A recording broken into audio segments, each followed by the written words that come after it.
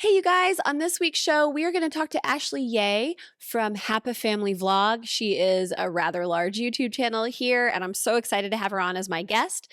The reason we're going to be talking today is to share with you guys about Montessori principles and how they relate to EC as well. I did some Montessori with all of my kids, definitely prepared them to be early readers, and I just love Ashley's channel so much. Please subscribe and hit the bell, and I'll let you know when the next video is up. And enjoy, and comment below if you've done any Montessori as well, if you have any questions, etc. And definitely follow Ashley at the end of this video. Enjoy.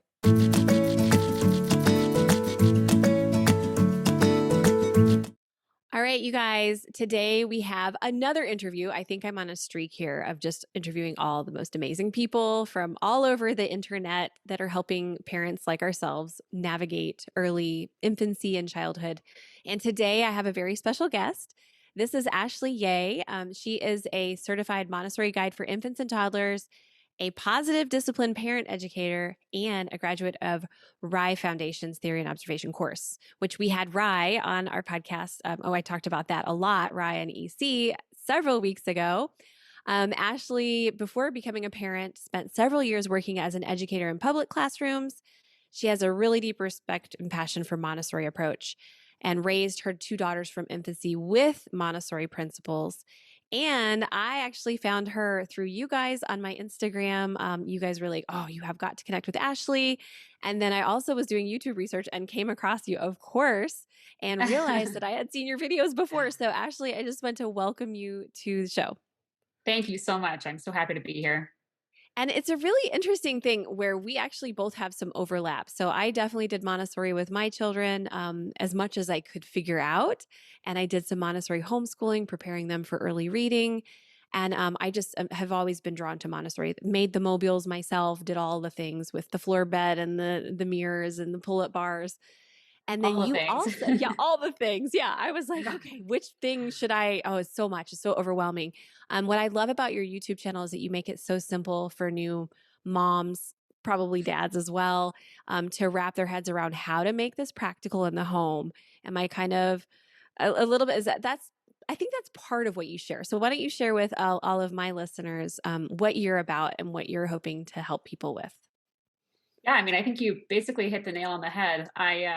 I started doing this with my first daughter when she was about 6 months old, is when I first came into Montessori. And I was already doing some things with like a blog online. I didn't have a YouTube channel or anything, but kind of just as time went on, I did start the YouTube channel.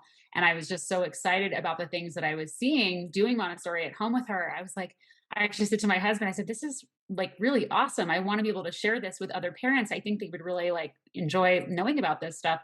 And so he was like, well, why don't you start like a little mini series? And I did. And it basically turned into my entire YouTube channel now.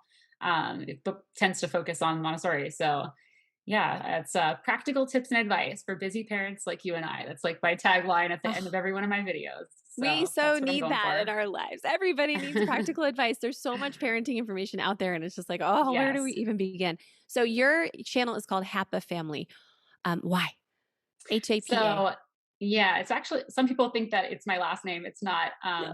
So Hapa actually is a reference to somebody who has a partial Asian descent. So because my husband is Taiwanese, it's more of a reference to our girls than anything. Oh, I love it. I love it. I'm a quarter Filipino myself and part Cherokee, so we're definitely a mixed family here. Yeah.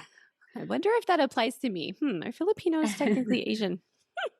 I know the word has Hawaiian origins. So it's Oh, like I love Pacific it. Islander, like that kind of area of the world. So All right. I'm going to join yeah. the Happa family. You guys also please follow Ashley on all the places. I just want to tell you early on. I know that a lot of you listen all the way to the end or watch to the end. So I'll also mention this again at the end. So, where did you hear about Montessori? Because I know for me, I just saw other parents I knew around doing it, but was there like a specific source? You just mentioned kind of how you applied it and loved it, but where'd you get your info? So I'm definitely a planner. So when my daughter was 6 months old, she was taking a nap one day, and I was, of course, thinking years down the line, and I'm like, where am I going to send her to preschool? So I started looking at like schools in the area, and I realized that we had a Montessori school pretty close by. And it immediately sent off like a little flag in my mind because I actually attended a Montessori school when I was in elementary school. And I was like, oh my gosh, I didn't know that it went down to like the preschool age level. And, now that I know, even before that. But at the time, I was completely unaware. So I started doing a little bit of reading and, long story short, I went down the Google rabbit hole and never came out. So, Now that's super interesting. Just thinking ahead, I'm also a planner and I don't know, I'm homeschooling now, which I never thought I would be doing. So I think a lot of us are finding ourselves in that situation in today's yeah. day and age. And one of the reasons why I wanted to bring you on is not only to talk about this, but in a little bit, we're going to talk about infant potty training and EC because you guys, Ashley did attempt this with her first child. And I really want to share or have her share her story with you guys because I think there's a lot that we all can learn from this. And then we'll also talk about Montessori in relation to potty training and early potty learning specifically.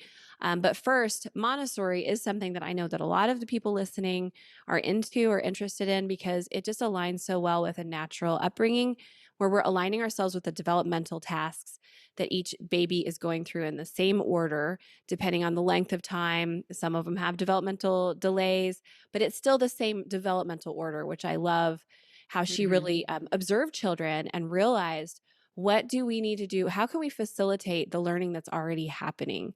Right. So, with that in mind, what's your favorite aspect of Montessori? I think you mentioned a key word there is observing. She observed the children, and Mhm. that's what I have learned to do as a Montessori parent is to really step back and observe a whole lot more than I think I did in those first couple of months. And for me, that is one of the most joyous aspects of it because you do get a chance to kind of be a fly on the wall and see exactly what your child is capable of doing. You're watching them discover the world on their own terms. And it's beautiful. It's just beautiful to watch it unfold. And so that's the part of it that, keeps me going every single day is knowing that that's Absolutely. always happening. Always. Yeah. If we just pause all the distractions for a moment and just look Hmm. and see what is unfolding in front of our very eyes, it's Yeah. amazing. Well, I love that too. Now, tell me, I've read a lot of the Montessori stuff I've read has been so dense. And for Yes. me, like being postpartum, so I've had 5 kids over the span of 8 years. And just having so much postpartum fog, it's been a little bit hard to wrap my mind around it. But from what I gather, there's the work at different developmental phases, and the work is the child's developmental task that they're working on right now. Can you tell us a little bit about your take on Montessori's philosophy on practical life skills at a young age, especially we're talking the first year, 2 years Yeah. area? So I mean, so really Montessori focuses on preparing the environment, right? That's our job as the adult is to make sure we're setting things up for our child's success, regardless of how old they are. And so our focus becomes really trying to create some of those opportunities for learning those skills, make them available to our child. So we're constantly observing, we're just kind of waiting to be ready. We're their guide on the side, and we're watching and responding to their unique timeline, helping them master those skills as they're showing the interest and the readiness for it. So, Mhm. with babies, it's a lot about cooperation. You're going through all the same things that any other parent is doing, any other kind of parenting philosophy. You're helping them through diaper changes and learning how to get dressed, and it's a very slow and gradual process. But in Montessori, you're really aiming to have this cooperative piece in there that I think sometimes is missed. It's as opposed to doing all of these things to your baby, you're involving them in it. So you're giving them opportunities to shove an arm through the hole or, to lift their bum up a little bit so you can get the diaper underneath and you're involving and going a little bit more slowly than I think we tend to do. I think parents sometimes think of it as like a task that needs to be completed so that they can then get back to playing. It's just another check on the to-do list. Mhm. And in Montessori, we really try to focus on slowing down and helping our children learn these skills by going at a pace that they can handle, Right. and using that time for connection too. That's something that I picked up when I was doing the RIE course is that these are golden times that we get to spend with our children, especially when they're infants. And, it's not something to just be done as quickly as possible. No. And every older person, even yesterday, we were at a restaurant and really, really like 90-year-old something was like, you need to savor every moment. And every Yeah. time anybody older than me says that, I'm like, "You're right." Doesn't it And get you? it gets me You're like, every time. I'm like, "Thank you. Whoever is me listening too. that might be older, please keep telling us that. We need to hear that Yes. because it really helps us appreciate, like, how quickly all of this. I mean, my youngest is 3 now, and I'm yearning for another baby. I'm divorced, so that's sort of a technicality there, but I really just miss that when stand you can literally make time stand still, and Yeah. then not treating them like a doll that's Right. passive, that's just this along for the ride, and you're doing things to them, that we're actually Hmm. teaming up with them to raise them. We're raising Right. each other. Yeah, and with EC, we totally obviously do that. That's like, um, they're active participants from the very first day of life for some of us who are Hmm. doing that. Now, on that note, let's segue a little bit into early potty training. Sure. So we have one of our Go Diaper Free for certified coaches out in Colorado is what's AMI stand for? It's Association Montessori International. It's like Yes. it's actually Montessori, Dr. Montessori's own training organization that she like created to ensure the integrity of her legacy. Ah, okay. So AMI is the organization, and that's what one of our coaches is. She's an educator with the infant class there. Okay. Well, actually, the 12 to 18 month. And I've learned so much from her over the years about in this Montessori classroom that she worked in, how they put them in cotton pants right at 12 months, regardless of readiness, and how they did group pottying basically, and off of timing based on when they're eating their meals, and every wet underpant was just a learning experience. And it was more Yes. like, hey, let's set up this environment so that we can provide the opportunity for them to do this work, which is they're Right. sensitive to right now. What would you say in addition to that? Like, what else can we know about how Montessori intended us to treat early potty training, or how it's being treated in Montessori right now? So going off of what you said, we are following the key phrase in Montessori is follow the child, right? Right. So we're always observing our child, we're responding to their needs accordingly. Again, seeing ourselves in that role as an observer. And then also making sure that we're not getting into this mindset that we are training them. We're not Right. potty training. We tend to use the phrase toilet learning just to help Yes. remind ourselves, even at times, that it is a learning process. It's something that everybody eventually learns. And so, because it's not training, we're not offering rewards, we're not punishing them or even, shaming them or making them feel bad about having an accident. Like, none of that is involved. It's just a very respectful, slow process of what they're showing us their needs are and from day to day, moment to moment.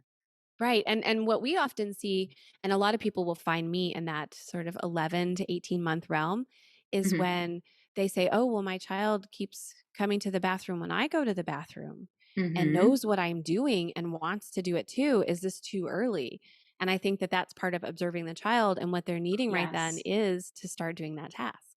Yeah. So, I mean, even from a parent perspective, I mean, I was always looking at setting up, not just jumping right into toilet learning as, like the process. Okay, now we're getting the underwear. And like before that comes this whole toileting awareness phase where they do start recognizing those kinds of things and they are interested in like, hey, what are you doing in here? And they start to want to imitate what they see you doing in their, in their play, if it's not necessarily in that exact moment. And so it's like that's the key time that you are really are seeing that your child is perhaps ready to begin this awareness phase and to start preparing the environment so that they can have the opportunity to be successful and try it out when they feel like they're ready. And tell me a little bit about how you prepared the environment when you decided to start with your early toilet learning. Sure. Well, I think you kind of mentioned this, but I'll elaborate a little more for the listeners.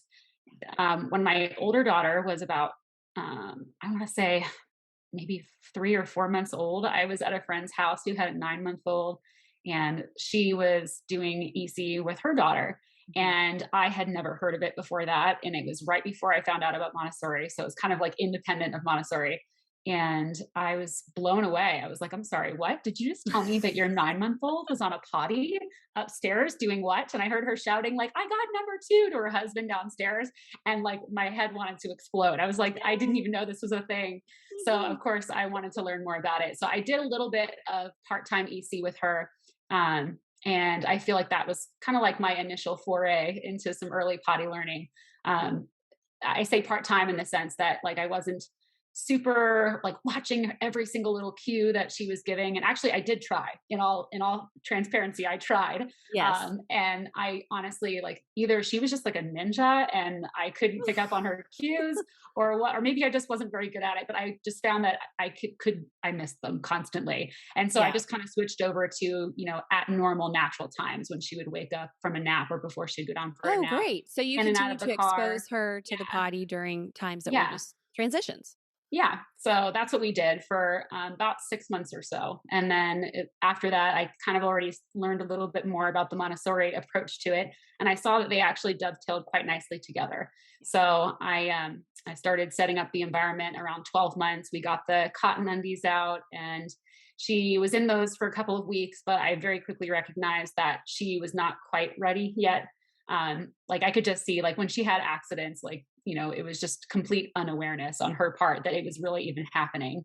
Mhm. And she didn't seem bothered about being wet. So I was like, okay, I'm gonna take a step back here, and I'm gonna wait for a little longer. And we were also doing just some very minor baby sign language with her at the time. Mhm. And I was trying to teach her the sign for toileting, Yes. and she picked it up as like rubbing her fingers together.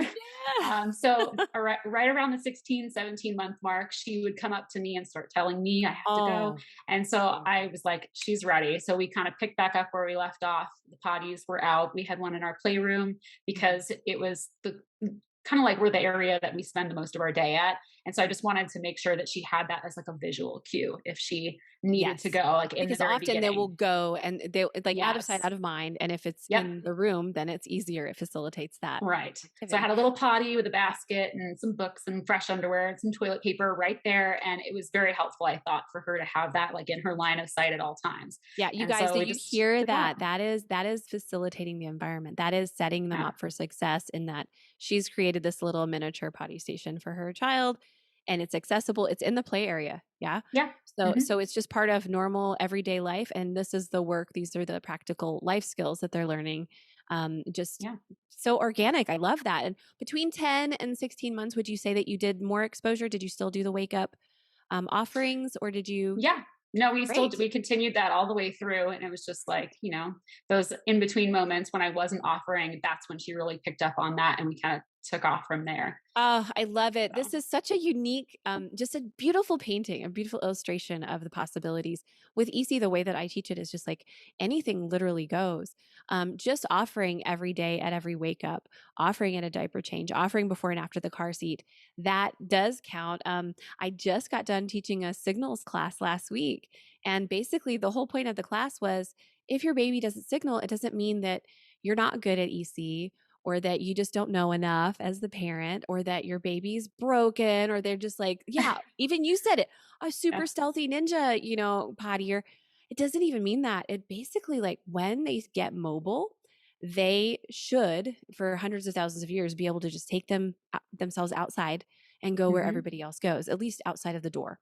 And then they Yeah. start to go further. And then the big kids take them. And by the time they're walking, like, as if they would need to signal to us once they're crawling. They just don't need Yeah. to. So you're starting at 3 or 4 months, not picking up any cues. That's because there often aren't any after. Like in the very first 3 months, there are a lot Hmm. because they're Okay. just like, oh, everything's vocal. But you kind of have to pick out, okay, which one is nursing? Which one is sleep? Which one is Yeah. I just want to be held? Which one is potty? And I would say about a third of them are signals of I need to go potty. And you're just like, oh, I didn't realize that till I felt that you're Yeah. wet. So there's quite an art and a little bit of science to figuring that out just for everybody listening. But if your baby does not signal, it doesn't mean that EC can't work. And the way you're describing it, Ashley, it completely and absolutely worked. And then you wrapped it up with toilet learning experience where you were more engaged in providing that environment for her to wrap up with. I mean, that Well, is that's like good to know. storybook EC and you didn't even know it. All right. Yeah. Woohoo. Yay. Because transition times and also EC is such a great exposure technique. So you're not just popping the potty on them later and saying, oh, here, Hmm. now we're going to use this. You really, Right. her whole life, were very much exposing her to that, which I think Yeah. is just so natural and wonderful. So I just want Hmm. to applaud you and Thank just you. even realize that there are 4 ways to know a baby needs to pee. And you basically were doing 3 of them and just not the signals one. And that totally counts. It's amazing. It's like, I'm excited to hear that. yeah. In retrospect, I know it's Here I silly. was thinking this whole time that I was like this EC failure. Right. Okay. That's Even great. worse. And anybody Mhm. listening who felt the same way as Ashley, like, oh my gosh, there's no signals. I feel like a failure. I'm going to link to the class that I just taught last week that will teach you all about signals and also how to get your Yeah, child to start to I signal. Yeah. I was thinking as you said that, that would have been incredibly helpful had I Right. known that class existed.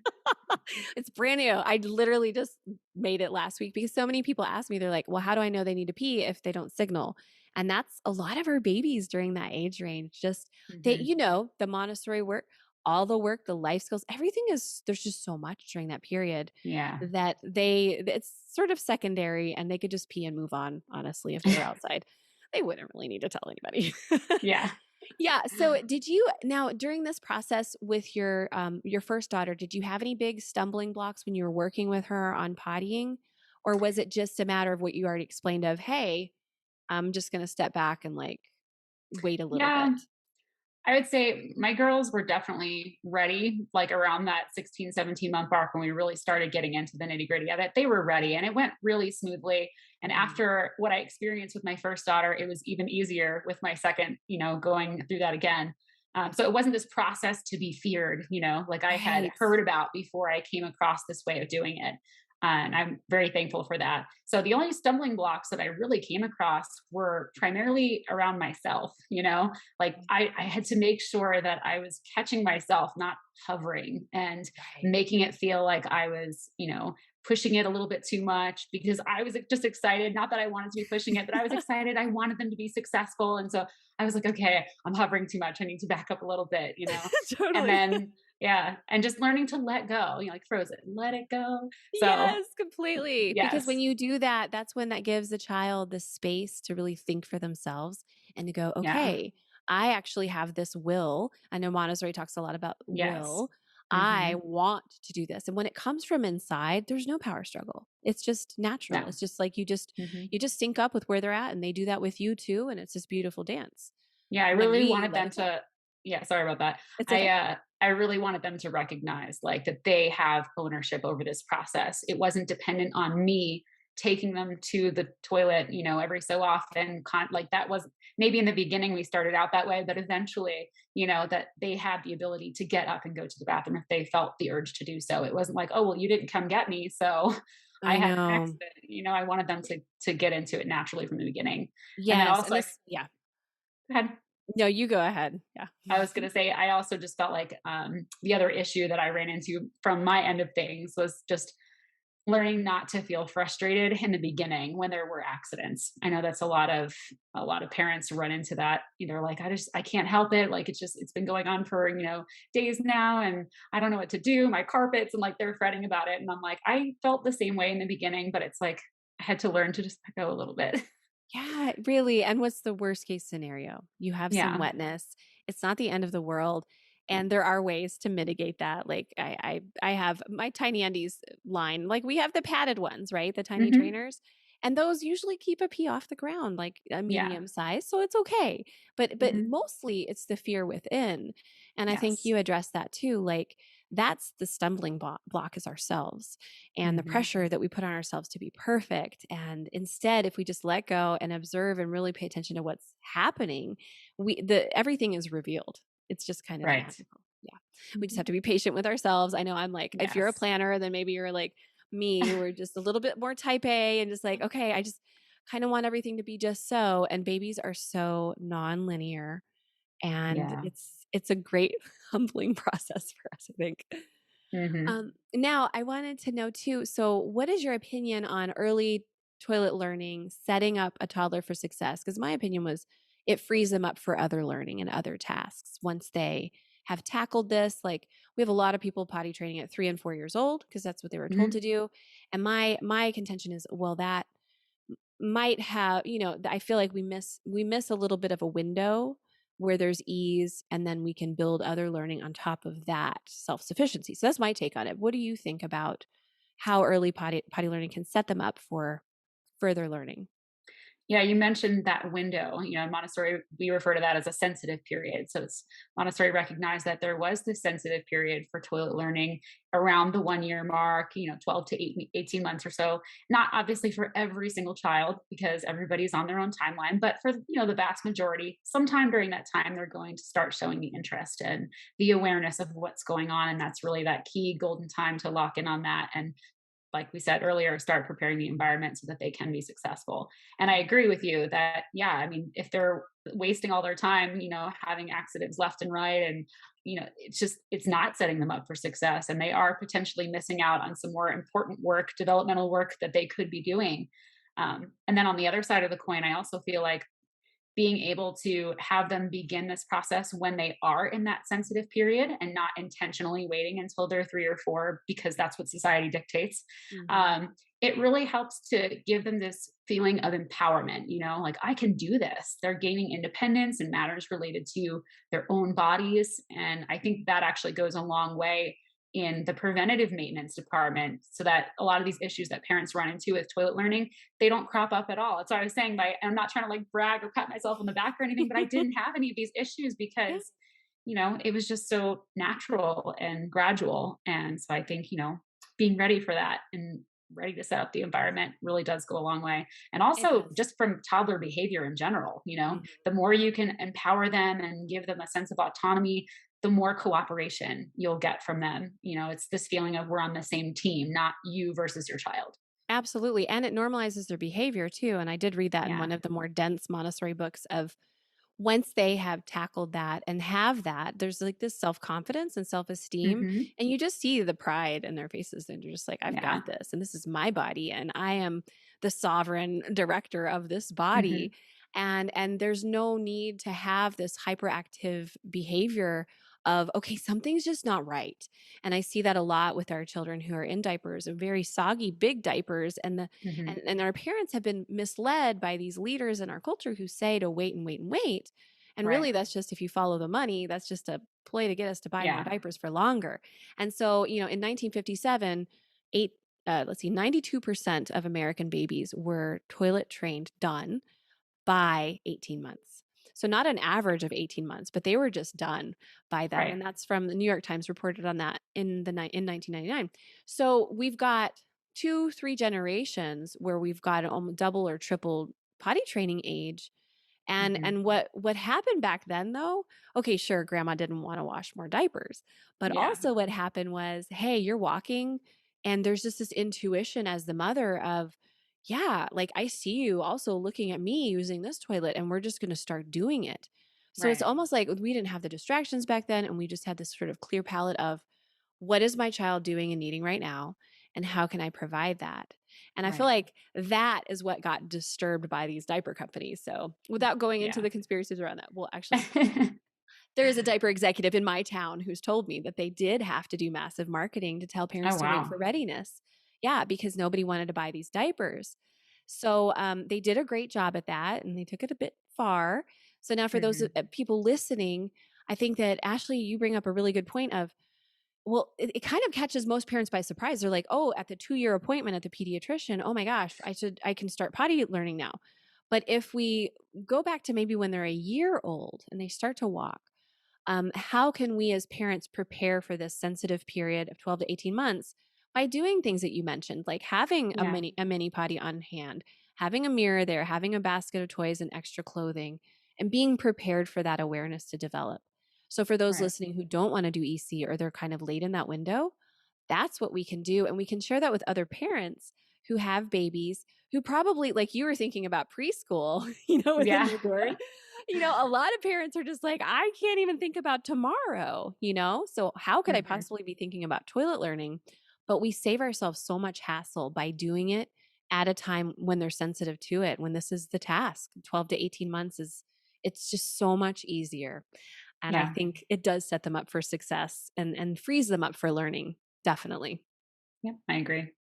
Awesome. Now, I want to share with my audience just a little bit more about Montessori at home and infancy. And of course, we all Sure. need to go to Hapa Family, and watch her YouTube channel. There's so many things. I especially love the videos on developmental, like how to is it how to play with babies at certain age ranges?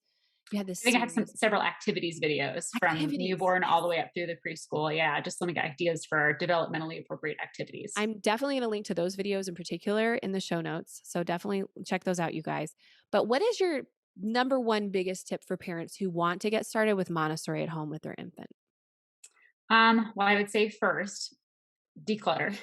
Yeah. Because I remember when before I had my first, like it was like you need all the things, that's what everyone's telling you. You need this, that, and the other thing, or else your baby's not going to make it. It's like you don't need 90% of it. So just declutter as many of the things as you can. Focus on your baby's natural development and not plopping them in device to device to device. Like let them have some stretch time on the floor. But more importantly than that, to really stop yourself and practice observing. Practice taking a step back and observing your child for, even if it's just like 5 minutes here, 5 minutes there, and just watching everything that they're doing as you, like a scientist might observe, an animal at a distance, trying not to disturb. Learn to Right. get into that mindset so that you can really start to recognize some of your child's cues, whether it be for potty learning or anything else. And then this is kind of like a three-part answer. I hope it It's was longer great. than I that. love it. But it goes kind of along with it. So, and while you're observing, obviously you're responding accordingly then if you see things that need to be tweaked in their environment. But once you've got it set, to stop interrupting, like Right. allow time for them to concentrate and focus. I think Yes. parents are always worried about like, well, my baby's bored. And I'm I like, need to entertain them. No, they're they're not not. bored. Like the whole world is brand new to them. Everything is new. Everything is amazing. And we don't have to, like shove the toy in their face, just because we're worried that they're going to get bored. Like they're amazing human beings all on their own. Right. And just So yesterday, we were at this outdoor park thing, and I saw a dad, and he meant so well. He loved his kid so much, you could just tell.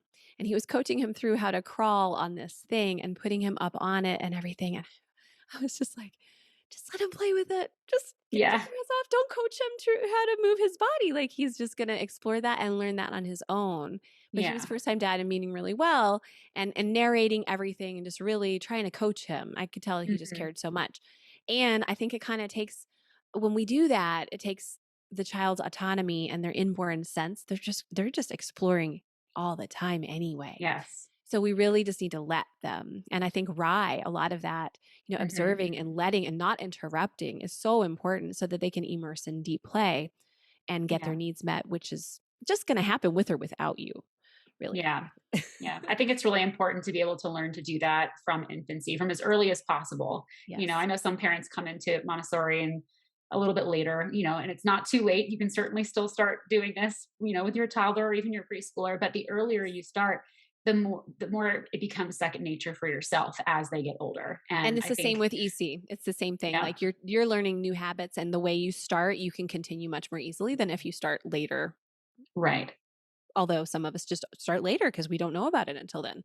right, right. So I So have it's, another podcast on Rye, and I'm going to link to that as well. And I just don't want to I forget that actually have not because heard it, so I will have to oh, check you that one out haven't? too. Okay. Yeah. Because Hmm. a lot of people over the years, over the last dozen years, were like, oh, I don't think Rye is compatible with EC. So I finally was like, okay, I'm just going to look at it and really dissect it. I went point by point Yeah. and found so much overlap and complementary Yeah. information. So yeah, please check it out. I'll send you the link too. So do you plan on, are you going to do the Montessori preschool? Are you doing that now? I don't know how old your kids are now. What's Actually, been your progression? they turned 5 and 3 this past week. Awesome. So I am actually homeschooling my older daughter right now. We had intentions of sending her to like a brick and mortar school, and just with COVID and everything, we ended up pulling her out, and I've been homeschooling her. But we are planning to send both of them in August, and we're excited for them to be able to finally go. It's been a long time coming. I've been enjoying homeschooling. Don't get me Yes. wrong. It's been Yes. so fun, and I always take like a small little bit of mommy pride that I don't say anything, but in the back of my mind, my older daughter said to me the other day, she read something, I don't remember what it was, and my husband said, how did you know how to read? Like, how did you know what that said? And she says, well, mommy taught me to read. And I was like, oh, okay, I'm so happy to have that honor so that she can say, my mom taught me how to read. So, yeah, I've been enjoying it, but I know I they're know also exactly what excited. you mean. Yeah. Yeah.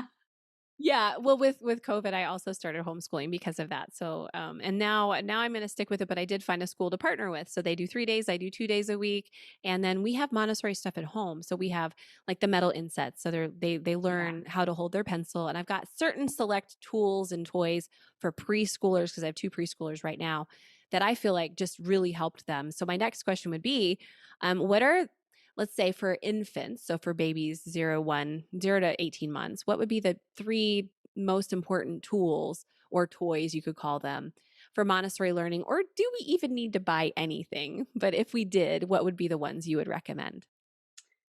I hesitate to list specific toys because I can immediately hear the pencil to paper in the I know. background as soon as I say something like this. Yeah.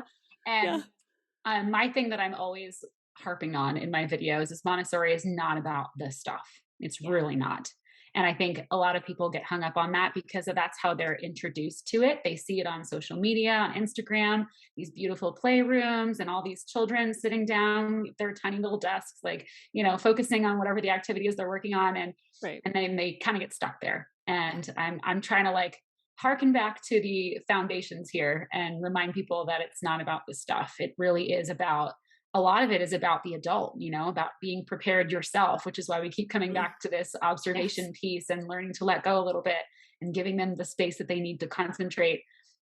So I wouldn't say like any specific toys for an infant. I mean, if I had to name one thing that I would Hmm. want to have in my own home if I had a new baby tomorrow, it Hmm. would be to make sure that I have a space for them to stretch out and lay down. So depending on what your like flooring situation is, if you've got a carpet and you feel it's clean enough that you're happy to put your child on it, then by all means you don't need anything. But if you Right. have like hardwood floors or something where it's, not as comfortable for a newborn, maybe just investing in like a small little movement mat, something that is has a lot of open space, doesn't need to have any fancy things over the top of it and things dangling, nothing like that. Just an open space for them to lay comfortably where they can observe and they can look at their own hands and eventually transition into learning how to scoot and crawl and all that fun gross motor development that they really tend to focus on anyway in the I last, know. That's the couple of number months of one that first thing. year. Yeah, totally. That's the number one thing, Yeah. is one thing after another. Yeah, with my new courses for EC, I've got this roadmap. I've got it drawn out over here, but I took the Montessori sort of the way, this book Montessori from the Start by Yes. Love Lillard that book. Jessen. I love that book too. And the drawings she has of like the Hmm. timeline of when crawling typically happens, when Yeah. using both hands together typically happens. I feel like that's so important for new moms and dads to know sort of what to expect because we're kind of clueless in the beginning, and then Yeah. to kind of align with what do they need right now. You're right, all they really need is a place to move. And I would add to Hmm. that, hey, let's put them in some tiny trainers and let them really move without the diaper Yeah. bulk between their legs, and feel how it is to be free. And then I want to add, if you've got anybody listening has preschoolers or even young toddlers, I love the sandpaper letters. I definitely Yeah. invested in some really nice sandpaper letters that I could teach the movement. And it's, again, it goes back to movement, but the movement of the letters with. We did some work in front of with a mirror and like making the sounds for Hmm. different, the little objects that all start with A or whatever. Yeah. Working with, They love the tiny um, objects.